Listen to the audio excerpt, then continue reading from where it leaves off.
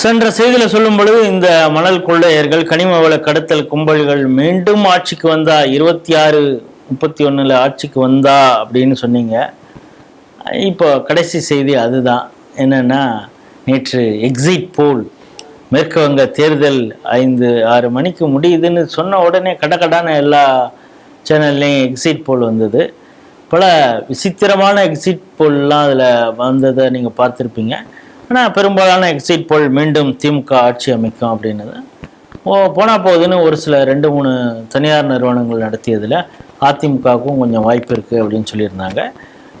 டெல்லியிலிருந்து வரக்கூடிய ஒரு எக்ஸிட் போல் மிக அருமையாக சொல்லியிருந்தாங்க. அதை தாவேக்கா ஆட்சியை அமைக்கும், 128 வரைக்கும்லாம் வருவாங்க அப்படின்னு சொல்லியிருந்தாங்க. முதல்ல இந்த எக்ஸிட் போல் அப்படிங்கிறதுல நீங்கள் எக்ஸைட் ஆகுறீங்களா, இல்லை மே 4 வரைக்கும் பொறுத்து இருக்கலாம் அப்படின்னு நினைக்கிறீங்களா? நான் அதை மே 17 மாதிரி பார்க்குறேன். ஒரு காமெடி பீஸாக தான் அதை பார்க்குறேன். அது வந்து அப்போ நிரூபணமாயிருக்கு, இப்போ நிரூபணமாயிருக்கு. நான் 2017 நேற்று சாயங்காலம் கூட நான் தேடி பார்த்தேன் கூகுளில். சி ஓட்டர் மட்டும் நேற்றுக்கு வரல.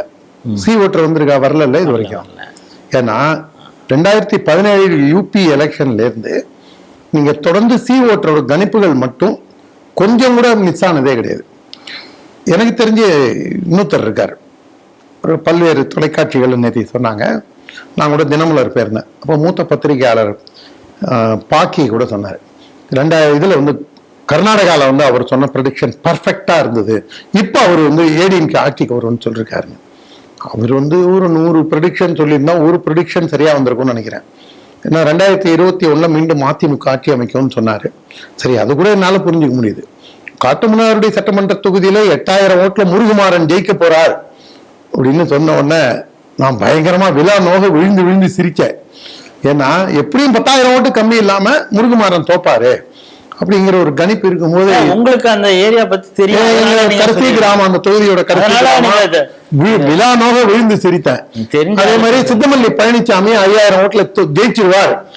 டஃப் ஃபைட்டை வந்து இந்த நாள் எப்படி இது சொல்றான், இங்க காட்டுமன்னாடி ஜெயிக்குங்கிறான், மயிலாடுதுறை ஜெயிக்குங்கிறானே அப்படின்லாம் யோசிச்சு பார்த்துட்டு சரி ரிசல்ட் வரும்போது இந்த ஆளை நக்கல் பண்ணுவோம்னு நினைச்சேன். ஆனா அன்பார்ச்சுனேட்டா என்ன ஆயிடுச்சுன்னா, நம்மளுடைய சர்க்கிள்குள்ள நிறைய பேர் அவரை வந்து ஒரு மரியாதைக்குரிய மனிதராக வச்சிருக்காங்க. இதுல நாம போய் அவரை குத்தி நம்ம எதுக்கு அதை போய் சீழ் பிடித்து அந்த சீழை மோந்து பார்த்து எதுக்கு அதை நம்ம, அவர் ஏதோ சொல்றாரு அவருக்கு பொழுது போகல, எத்தனையோ பேர் பொழுது போகாம சொல்றான், அதுல பொழுது போகாம இவரும் சொல்றாரு. அதுல இதெல்லாம் கூட இன்னொரு காமெடி என்னன்னா, இந்த டெல்லியில இருந்து 128 இவங்க அணில் குஞ்சு ஜெயிப்பாங்கன்னீங்களே, அவங்க வந்து 60%, 70% தமிழ்நாட்டுல பட்டியலின மக்கள் இருக்காங்க. அப்படின்னா இவங்களுக்கு எந்த அளவுக்கு இருக்காங்க பாருங்க. எனக்கு தெரிஞ்ச இந்த கருத்து திணிப்பா தான் நான் பாக்குறேன். ஓகே, நம்மளுக்கு எந்த கட்சி வரணும், திமுக கூடாது. ஓகே, அப்ப அண்ணா திமுக 110 135 எழுதிக்க, திமுக அது வந்து 100 125 எழுதிக்க. இப்படியே உட்காந்துதான் இந்த இதுல மண்டபத்துல உட்காந்து புலவர் தப்பா எழுதி கொடுக்குற மாதிரி இந்த பயல்களுக்கு வந்து இஷ்டத்துக்கு எழுதிக்கிறாங்க. நம்ம இவர் இருக்காரு, சீமான் இருக்காரு, அவருக்கு 6 சீட்லாம் கொடுத்தவங்க எல்லாம் இருக்காங்க. இப்போ கொடுத்துருக்காங்க எல்லாரும். இந்த எக்ஸிட் போல 6 சீட்டு கொடுத்துருக்காங்க. அவரு 6 சீட் அளவுக்கு அவரே அதை நம்பல. அவரே இப்ப என்ன சொல்றாங்கன்னா, இப்ப நீங்க எல்லா எக்ஸிட் போலையும் கிண்டல் பண்ணிட்டீங்க, அதனால எங்களதையும் கூட சேர்த்து நீங்க பண்ணலாம், ஜிடியிலேயே நம்ம பண்ணியிருக்கிறோம். ஆனா அங்கங்க ஆளை அனுப்பிச்சு கேட்டு தகவலை இது பண்ணியிருக்கோம். அதுவும் கூட சில சமயத்துல என்ன ஓட்டு போட்ட எல்லாத்தையும் போய் நம்ம கேட்க போறது இல்லை, சொல்ல வேண்டாம். அப்படி இருந்தாலும் சாம்பிள் நம்ம கேட்டிருக்கிறோம். ஓரளவு அது உண்மையாக தான் சொல்லியிருக்கோம். பட் அதுவும் கூட மாறுதா இல்லையாங்கிறது போக தெரியும். அப்பொழுது எங்க ஆள் ஒருத்தர் வந்து அந்த பகுதியில தேர்தலுக்கு முந்தையும் சொன்னாரு, பிந்தியும் அவர் கருத்து கணிப்பு எடுத்திருக்காரு. என்னன்னா, இப்ப 3வது இடத்துக்கு தான் சீமான் போட்டி போடுகிறார். அவரா ரீல்ஸ் பிரபுவா அப்படிங்கிறது தான் போட்டி. யார் கண்டா ரீல்ஸ் பிரபு அவரை வந்து ஓவர்டேக் பண்ணி 4வது, அதாவது அதிமுக வெற்றி பெறும், அடுத்தது திமுக, அதுக்கப்புறம் ரீல்ஸ் பிரபு, அதுக்கப்புறம் தான் சீமான் அப்படின்னு அந்த தொகுதியே இருக்கும் பொழுது அவருக்கு 6 தொகுதி எக்ஸிட் போல கொடுத்து வச்சிருக்காங்க. நீங்க சொல்றது மாதிரி ஆச்சரியமா இருக்கு. அதுதான் நீங்க பாத்தீங்கன்னா கொடுக்கணும் அப்படிங்க, அப்பதான் நம்ம எல்லா பக்கத்துலயும் நம்ம வந்து கர்ச்சீஃப் போட்டு வச்சிருவோம். சீமான் மட்டும் என்ன பாவம் பண்ணார்? ஏன் அவருக்கும் நம்ம ஒரு 6 சீட்டை கொடுத்து ஒரு ஆறுதலா சொல்லி நம்ம தோத்துருவோம்னு இருந்த போது கூட 6 சீட்டுன்னு சொல்லி நம்மள ஒரு 5 நாளைக்கு நம்மள அப்படியே கற்பனை உலகில மிதக்க வச்சிருந்தான் அப்படின்னு சீமானுக்கு ஒரு நல்ல பேர் வரும். சீமான் ஆதரவாளர்கள் அந்த துண்டிகளுக்கு ஒரு எழுச்சியோட அவங்களுடைய அந்த ரீல்ஸ் எழுச்சி, அவங்க ஆபாசமா பேசுற எழுச்சியை தாண்டி இது இப்படி ஒரு எழுச்சி அவங்களுக்குள்ள இருக்கும். இதை வந்து பயங்கர தமாஷ்லாம் அதுல இருக்குன்னு வச்சுங்க. மொத்தம் வந்து 170 சீட்டு திமுக ஜெயிக்கும்னு போடுறான். தமிழர்களை எவ்வளவு மடையன்னு நினைச்சு இது பண்றான் பாருங்களாவா. அது அண்ணா திமுக ஜெயிக்குதோ திமுக ஜெயிக்குதோ. ஒருத்தர் வந்து அதை வைத்து பிறகு டிபேட் நடந்தது. அதுல அவர் கூட சொல்றாரு, அதுவும் மூத்த பத்திரிகையாளர் தான், அவங்களுக்கு பிடிக்கும் அந்த பிரியன் போன்றவர்கள்லாம் என்ன சொன்னாங்க, ஆமா அதாவது அதிக அளவுல வாக்கு சதவீதம் நடந்திருக்கு. காரணமே வந்து இது ப்ரோ இன்குபன்சிங்க, இந்த திமுக தான் மீண்டும் வேணும்னு சொல்லி இளைஞர்கள் பல பேர் ஓட்டு போட்டிருக்காங்கிறாரு. அதாவது அவர் அதோடு நிறுத்திக்க வேண்டாம். நான் சமீபத்தில் மும்பை பன்னாட்டு விமான நிலையம் சென்றிருந்தேன். அங்கே இருந்த நார்வேக்காரர்கள், யார் இந்த ஸ்டாலின், இந்த ஸ்டாலின் பிரமாதமான நல்லாட்சி கொடுக்கிறாராமே என்று தெரிவித்தார். நான் அங்கே இருந்து ரயில் ஏறி சென்னைக்கு வரும்போது அங்கே ஒரு பஞ்சாபியை பார்த்தேன். யார் இந்த ஸ்டாலின், யார் அந்த யார் அந்த ஃபால்டாயில் என்று கேட்டார். மிக பிரமாதமான பொற்கால ஆட்சியை தருகிறார்களுமே அப்படின்னு கேட்டாங்க. அதுக்கப்புறம் நான் ஆந்திராவில் கிராஸ் பண்ணி சென்னைக்கு வந்தோம்னா ஆந்திராக்காரர்கள் என்னை சூழ்ந்து கொண்டு கேட்டார்கள், உங்கள் முதல்வரும் உங்கள் துணை முதல்வர் ஃபால்டாயிலும் பிரமாதமான நல்லாட்சி தருகிறார்களாமே இப்படிலாம் நாள் சொல்லியிருந்தான்னா, உனக்கு 1 வருஷம் சோத்துக்கு பிரச்சனை இல்லை, போ நீ வந்து நீ நல்லா உறிஞ்சி சாப்பிடு அப்படின்னு அந்த ஆளுக்கு சொல்லிட்டு போயிருப்பாங்க. அவங்களும் வந்து அவ்வளவுதான் கேவலமானவங்க. திமுக உங்களை பாராட்டுறேன். கம்யூனிட்டி ஸ்டாண்டர்டுக்கு பயந்து நீங்க சரியான வார்த்தையை பயன்படுத்துறதுக்காக நன்றி. இல்ல, நான் வந்து எதுவும் தப்பாவே நான் சொல்லிய. அதனால அவர் வந்து அவருக்கான ஒரு பண தேவைகளுக்காக கிட்டத்தட்ட அவருக்கும் பிரியனுக்கும் கமலஹாசனுக்கும் நான் பெரிய இதை. ஆனா பிரியன் இன்னைக்காவது ஒரு நாள் வந்து தன்னையே அறியாம, no sir DMK is not doing better அப்படின்னு சொன்னோன்னே, பாப்பார பையல கைபர் போலன் கணவாய் வழியா வந்தோனே அப்படின்னு ஒரு நாள் நாசசக்தி அப்படின்னு சொல்லி அந்த ஆளு நான் ஆவலோட காத்திருக்கேன். ஒரே ஒரு வார்த்தை பேசிட்டாதான் போறோம். பாப்பார பையல தான் கல்கி பிரியனுக்கும். நான் கூட ஒரு 4-5 வருஷம் முன்னாடி அண்ணாச்சி தலைவரா இருக்கும் மினிஸ்டரா இருக்கும்போது ஒரு நிகழ்ச்சிக்கு வந்தாரு. சார் நீங்க வெறும் பிரியனா திமுக பிரியனான்ட்டேன். ரஷ்ய கலாச்சார மையத்துல நடந்த நிகழ்ச்சியில அதுக்கு ஒவ்வொன்னு கத்த ஆரம்பிச்சுட்டாரு. பக்கத்துல இருந்த இன்னொரு பத்திரிகையாளர் என் நண்பர் ஜெயகிருஷ்ணன், பிளீஸ் நான் உன்னை வான் பண்ணல, நான் ஒண்ணுமே கேட்கலையேப்பா, நான் அவரை நீங்க வந்து தாத்தா லாடு லபக் தாசாங்கிற மாதிரி நீங்க வெறும் பிரியனா திமுக பிரியனா யூபி பிரியனான்னு தான் கேட்டேன், இதுக்கு போய் இவர் கோச்சுக்கிறாருப்பா அப்படின்னு இன்னும் அவர் வந்து கிட்டத்தட்ட ஹார்ட் அட்டாக்ல செத்தே போடுற மாதிரி அவர் ஒவ்வொன்னு கத்த ஆரம்பிச்சுட்டாரு. ரவி பார்னாட்டையே வந்து நம்ம நியாயத்தை பேசணும் இல்லைங்களா, அந்த மாதிரி அவரு கல்கி பிரியன் போன்றவர்கள்லாம் அவங்க. இப்ப சொல்லுங்க, இப்ப ரவி பர்னாட்டை இப்ப எப்படி பாக்குறீங்க? அந்த ஆள் வந்து சைலண்டா பேசுவான். கல்கி பிரியன் அப்படியே சதுராடி அந்த அந்த மொத்த அரங்கத்தையே சுத்தி வந்து அடமானம் போன அளவுக்கு எல்லாம் அந்த அவ்வளவுலாம் போல.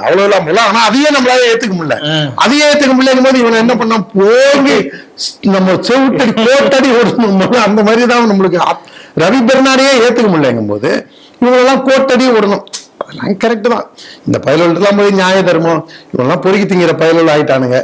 அது அல்சேஷன் மூத்த பத்திரிகையாளர் சொல்லியிருக்காரு. இந்த கருத்து கணிப்பு கொண்டு வந்தவெல்லாம் யாருன்னு பாருங்க, 1-2 தான் பிரைவேட் ஏஜென்சி, மீதி எல்லாம் அந்தந்த மீடியா அவன் கொண்டு வந்துட்டான். ஒவ்வொரு மீடியாவும் அவனுக்கு இதை கொண்டு வந்துட்டான்.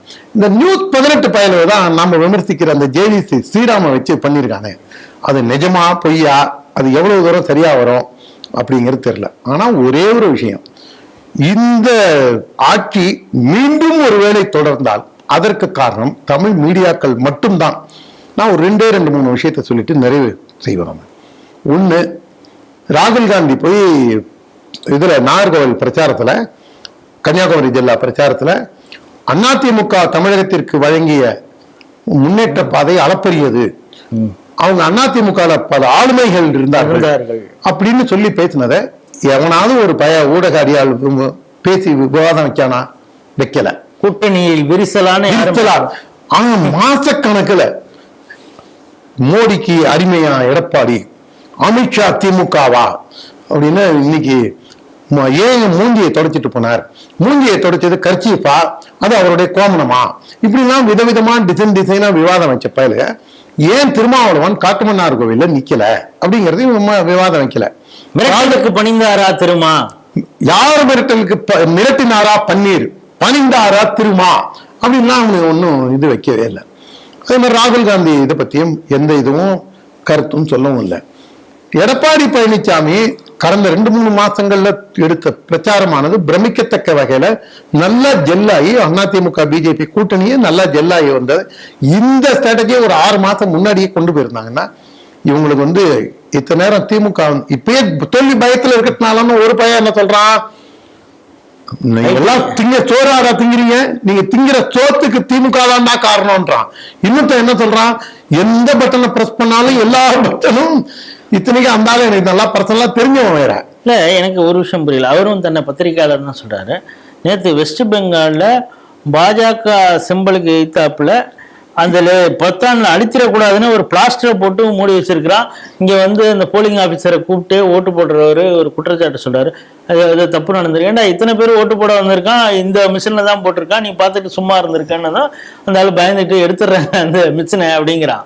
இதை பத்தி யாரும் பேசல. ஆனா இதை ஹேக் பண்ணி விஜய்க்கு ஓட்டு போடுறது மாதிரி பாஜக பண்ற வைத்தியங்கள். அதாவது இவனுங்க எப்படி ஒரு நரேட்டிவ் கொண்டு வந்துட்டானுங்கன்னா இந்த மக்களுக்கு கண்டிப்பா இது சொல்லி ஆகணும். ஒருவேளை தோத்துட்டாங்கன்னா என்ன பயம், தோல்வி பயத்துல இந்த நாள் முன்னாடியே ரெடி பண்ணிக்கிறாங்க.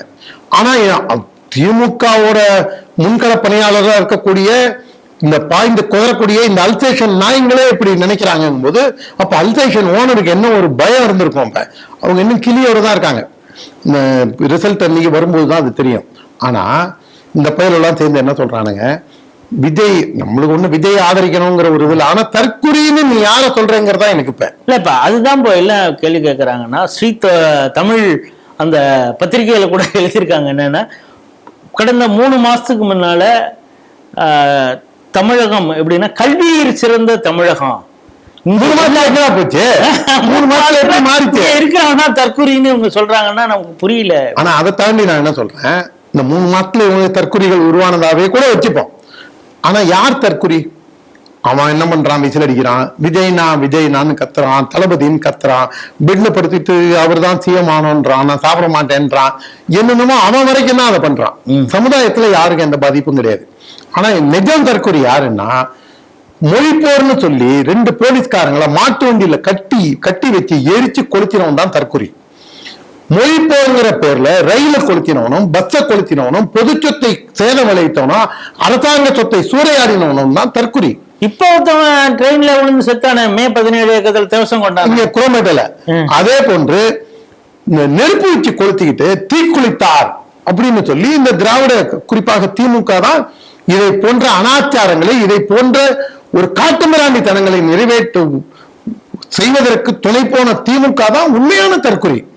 நீங்க வந்து ஒரு பெரும்பான்மை பண்பாடு கலாச்சாரத்தை கேவலப்படுத்தி, நாமத்தை நக்கி, பூநூலை அரித்து, குடுமியை வெட்டி, ராமர் படத்தை செருப்பால் அடித்து, பிள்ளையார் சிலையை உடைத்து, எல்லா கடவுள்களையும் பற்றி இழிவாக பேசிய இந்த கும்பல் தான் காட்டுமிராண்டி தற்குறி கும்பல். ஆனா இந்த பயில என்ன கன்வீனியன்டா என்ன பண்றானுங்க, எப்படி மறைமாத்துறானுங்க பாருங்க. அதை கேட்டுக்கிட்டு எல்லாரும் விஜய் கட்சியை தற்குறிங்க. உண்மையான தற்குறி, உண்மையான காட்டுமிராண்டி கும்பல், உண்மையான அடிப்படைவாத கும்பல் திராவிட முன்னேற்ற கழகம் தான். இந்த கருத்து திணிப்பானது நம்ம அப்படியே 4ஆம் தேதி வரைக்கும் ஜாலியா இதை பார்த்து என்ஜாய் பண்ணிட்டு, நம்ம வந்து இதை போய் மாற்ற முடியாது. கிண்டல் பண்ணிட்டோம்னா அட்லீஸ்ட் ஜாலியாவது மனசாவது இலகுவா இருக்கும். அதனால எல்லாரும் முடிஞ்ச அளவுக்கு கிண்டல் பண்ணுங்க. இந்த கருத்து கணிப்பை உங்களால எந்த அளவுக்கு கேவலப்படுத்த முடியுமோ கேவலப்படுத்தி நீங்க எல்லாரும் கிண்டல் பண்ணீங்கன்னா நாங்கெல்லாம் மட்டற்ற மகிழ்ச்சி அடைவோம். நன்றி.